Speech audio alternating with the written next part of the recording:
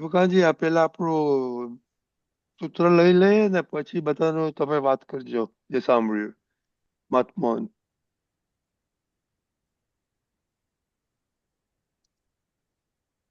Okay દીપકાજી. 16 જાન્યુઆરી. કોઈ પણ જીવને કિંચિત માત્ર દુઃખ આપશો તો તે વેદના રૂપ વેદનીય કર્મ તમને ફળ આપશે. કોઈ પણ જીવને કિંચિત માત્ર દુઃખ આપશો તો તે વેદના રૂપ વેદનીય કર્મ તમને ફળ આપશે. માટે કોઈ જીવને દુઃખ આપતા પહેલા વિચારજો. માટે કોઈ જીવને દુઃખ આપતા પહેલા વિચારજો. અહમ ન દુભાય. શાદવાદ વાણી વર્તન મનન. ખરેખર જોવા જાય તો આ જ્ઞાન એ શું છે? એ જ્ઞાન એ પારિણામિક દ્રષ્ટિ આપણી ખુલ્લી થઈ છે. હવે એ પારિણામિક દ્રષ્ટિ એવી દ્રષ્ટિ છે કે તમને પરિણામ બતાડી દે. એમને એમ નહીં બતાડે, પણ જેવા જેવા સંજોગો ભેગા થાય એ સંજોગોનું કારણ સ્વરૂપે નિમિત્ત સ્વરૂપે ભેગા થવું અને જ્ઞાન એના સ્વભાવથી દિવ્ય પ્રકાશ સ્વરૂપે એના પરિણામ દેખાડી દે. હવે એ પરિણામ દેખાડે છે એના સ્વભાવથી એને આપણે જોઈ લેતા શીખી ગયા તો આપણું કલ્યાણ થઈ જાય. એટલે અહીંયા તો એક સામાન્ય ભાવે કીધું છે કે કોઈને કિંચિત માત્ર પણ જીવને કિંચિત માત્ર પણ દુઃખ આપશો તો એ વેદના વેદનીય કર્મ તમને ફળ આપશે. માટે કોઈ જીવને દુઃખ આપતા પહેલાં વિચારજો. આપણે વિચારજોનો મતલબ નક્કી કરજો કે દુઃખ આપવા જેવું છે કે નથી. આમાં કેવું છે, જે બાબત નક્કી થયેલી છે, જાણતા કે અજાણતા, નક્કી થયેલી વસ્તુ બન્યા કરે છે. નક્કી થયેલી વસ્તુ બન્યા કરે છે. એટલે આજે આપણાથી જે કંઈ કોઈને બધાને દુઃખ અપાઈ જાય પણ છે તે શું છે? તે આગળનો પહેલાંનો અજ્ઞાનમાં અણસમજણથી અજાગૃતિથી ભ્રાંતિથી નક્કી થયેલું પરિણામ આપે છે. હું તો મોડે જ બોલી દઉં છું, રોકડું જ બોલી દઉં છું. એટલે આપણા જે ઇન્સ્ટિંક્ટિવ એટલે એને ગુજરાતીમાં નહીં આવડતું કે સ્પોન્ટેનિયસલી પાછો ગુજરાત. હા, તરત એકદમ ઝડપથી. હા, ઝડપથી જે સામાન્ય બોલી દેવાય છે કે હાથ ઉપડી જાય છે, એવું કેમ થાય છે? કારણ કે એવું નક્કી થયેલું છે. જે બાબત નક્કી થયેલી છે એ આજે બધી થાય, એટલે કે બન્યા કરે. એટલા માટે કીધું કે બનવામાં તમારું કરવાપણું નથી. બને છે તેને આપણે હું કરું છું કરીને માનીએ છે ને કહીએ છે મેં કર્યું, પણ હકીકતમાં આ જગતમાં જે બધું દેખાય છે ને આપણા થકી આપણા મન વચન કાયાથી પણ જે થાય છે તે ફક્ત થાય છે, બન્યા જ કરે છે. પણ અહીંયા આ સમજણ આપણને આપે છે કે આવી રીતે દુઃખ આપવાનો વિચાર પણ આવ્યો ને તો તરત એના પરિણામ આપણને જ્ઞાન બતાડી જ દે છે. જગતના લોકો માટે એમ કીધું, તમે વિચારજો, આનું પરિણામ આવશે તો ત્યારે તમે શું કરશો? એટલે એવી જ રીતે જગતના લોકોને એના પરિણામથી વાકેફ કરેલા છે કે આમ કરશો તો આમ થશે, આમ કરશો તો આમ થશે, આમ કરશો તો ક્રિમિનલ ઓફેન્સ થશે, એટલે પછી જેલ પણ થઈ શકે છે. ના ના ના, મારાથી ના કરાય. એ આ જગતની જેલથી ભડકીને કેટલા કાર્ય નથી કરતા, પણ આ કુદરતની જેલ આવે છે, કર્મ બંધાય છે, ફરીથી જન્મ લેવો પડે છે. એની સમજણ જ્યારે જ્ઞાની પુરુષનો સત્સંગ સાંભળે, બીજું બધું પરોક્ષ રીતે બહાર મુકાયેલું જ છે, પણ એ લોકોની જાગૃતિમાં, સમજણમાં એવું રહેતું નથી, એવું આવતું નથી. પણ જ્ઞાની પુરુષના વચન, જ્ઞાની પુરુષના સત્સંગમાં એ વચન સાંભળે ને, એટલે એ વચન અનુભવ સિદ્ધ વચન હોવાના કારણે એ આપણા જીવનમાં આડી દિવાલ થઈને ઊભી રહે, ચેતવે તમને અંદરથી. ના કરશોનું પરિણામ આવે છે એવું જ્ઞાનીએ કીધું છે, એવું દાદાએ કીધું છે. એટલે એ દાદાના શબ્દો આજે પણ ઉપયોગી એટલા માટે છે કારણ કે દાદાનું યોગ બળ કામ કરી રહ્યું છે મહાત્માઓ દ્વારા. મહાત્માઓની અંદર એ દાદા ભગવાન પ્રગટ છે, તેથી દાદા ભગવાનનું યોગ બળ કામ કરી રહ્યું છે. એટલે અહીંયા કહેવાની મતલબ એ થાય છે કે કેવી રીતે આ કોઈને કંઈ પણ દુઃખ અપાયું તો એક્શન અને reaction are equal and opposite કરીને જે ફિઝિક્સનો લો છે તે પ્રમાણે અહીંથી ગયું તો પાછું અહીંયા જ રિટર્ન થશે, એની ચેતવણી દાદા આપે છે. જય સચ્ચિદાનંદ. હવે શુદ્ધાત્મા જોવાની વાત આવી.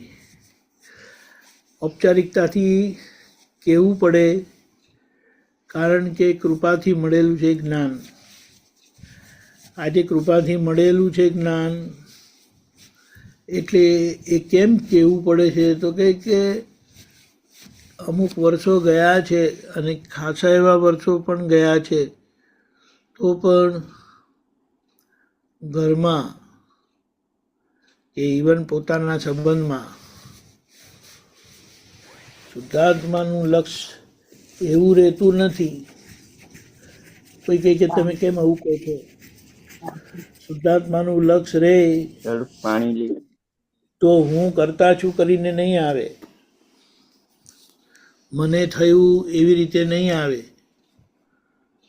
મને કરીને આવે ત્યાં પોતે જાગ્રત રહીને તરત સમજી જાય કે આ નામધારીની વાત છે, આ નામધારીનો પક્ષ છે, મારી વાત નથી.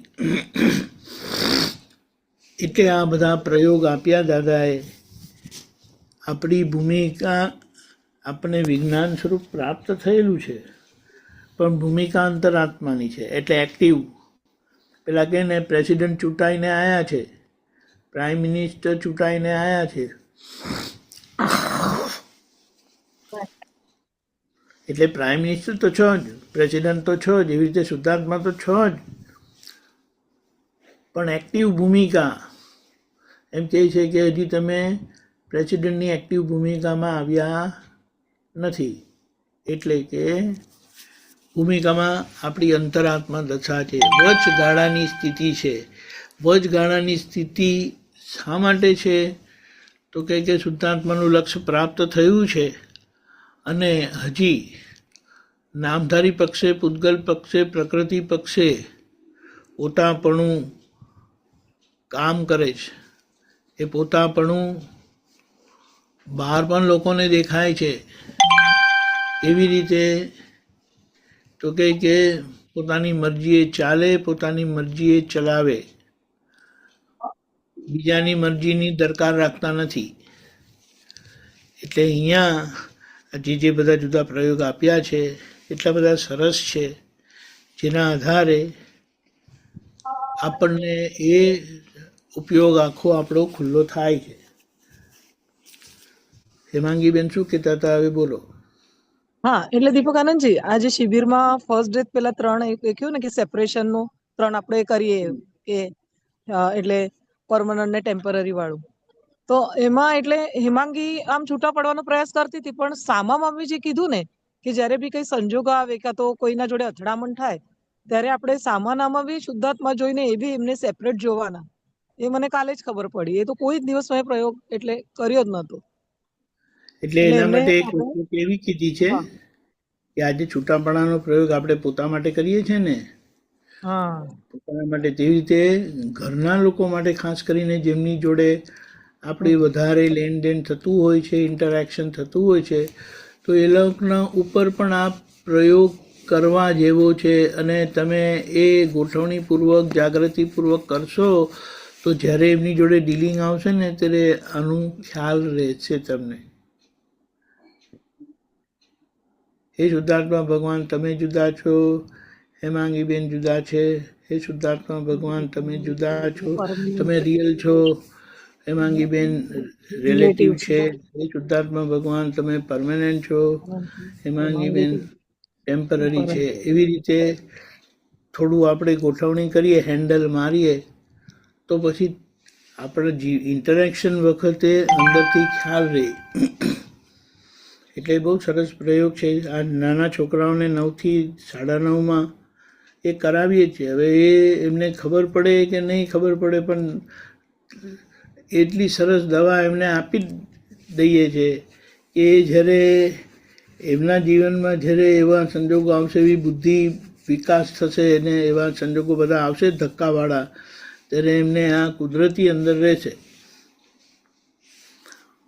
બરાબર. પણ દીપક આનંદજી, હેમાંગી બેનને બી આવું જ લાગ્યું કે અત્યારે એડમિશન લીધું છે, મેં અત્યારે સ્ટાર્ટિંગ કરી છે શિબિર, ફર્સ્ટ ટાઈમ એટેન્ડ કરી. તમે જ્યારે અનુભવ કરશો ને આજથી 5 વર્ષ પછી, ત્યારે પણ તમને એમ જ લાગશે કે ભાઈ આપણે તો હજી હમણાં જ એડમિશન લીધું એવું લાગે છે.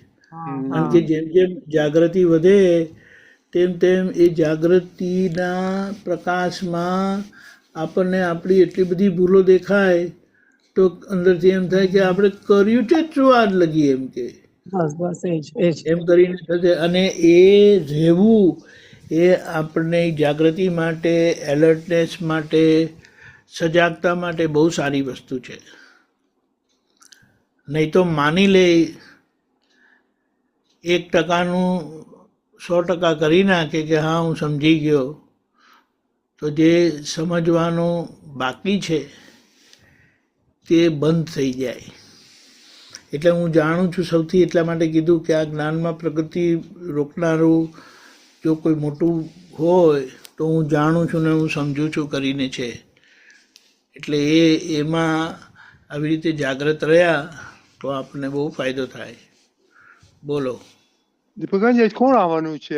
હસમુખ આવ્યા, ગૌરંગાજી આવ્યા, હસમુખજી ચાલ્યા ગયા. હા, 1 મિનિટ. હસમુખજી ચાલ્યા ગયા. ઓકે, ગૌરાંગાનંદજી એટલે ત્યાં એ આજે ત્યાંથી કરવાના, એ લોકો પૂરી કરવાના ને ગૌરાંગાનંદજી, કમ્પ્લીટ. હા બરાબર છે, ફાઇન. હસમુખાનંદજી ત્યાં જ છે તમારી જોડે? ના, હા બસ તો પછી એ લોકો એટલે ગૌરાંગાનંદજી છે. ગૌરંગાજી છે ને? હા ઓકે ઓકે. મારે એક ક્વેશ્ચન હતો દીપકાજી, આઈ ડોન્ટ નો ટાઈમ થઈ ગયો છે લોકોને હા, તે બોલો બોલો કરવાનો. ક્વિકલી. તો આપણે આજ આપણે આ દુઃખનું કરીએ છીએ, દુભાવવાનું, તો આર્ત ધ્યાન એમાં કેવો રોલ કરે છે? આમાં આર્તધ્યાન આપણને થતો નથી, ખાલી સફોકેશન થાય છે. અચ્છા, સફોકેશન. ઓકે. મહાત્માઓને આર્તધ્યાન નથી, સફોકેશન થાય, ગુંગળામણ એક જાતની થાય. આપણે ત્યાં બધા બેઠા છે ને એટલે આપણે તેનો ટાઈમ ફોલો કરીએ. કાલે વાત કરીશું. Okay, fine. જય સચિદાન. મહાત્માઓ જરા એ વિચાર કરજો. ઓકે. શ્રી સિમંત સ્વામીને નમસ્કાર, નમસ્કાર, નમસ્કાર. શ્રી સિમંત સ્વામીને નમસ્કાર, નમસ્કાર, નમસ્કાર. શ્રી સિમંત સ્વામીને નમસ્કાર, નમસ્કાર, નમસ્કાર. શ્રી સિમંત સ્વામીને નમસ્કાર, નમસ્કાર, નમસ્કાર શ્રી શ્રીમંત સ્વામીને નમસ્કાર નમસ્કાર નમસ્કાર વાત્સલ્ય મૂર્તિ દાદા ભગવાનને નમસ્કાર નમસ્કાર નમસ્કાર વાત્સલ્ય મૂર્તિ દાદા ભગવાનને નમસ્કાર નમસ્કાર નમસ્કાર વાત્સલ્ય મૂર્તિ દાદા ભગવાનને નમસ્કાર નમસ્કાર નમસ્કાર વાત્સલ્ય મૂર્તિ દાદા ભગવાન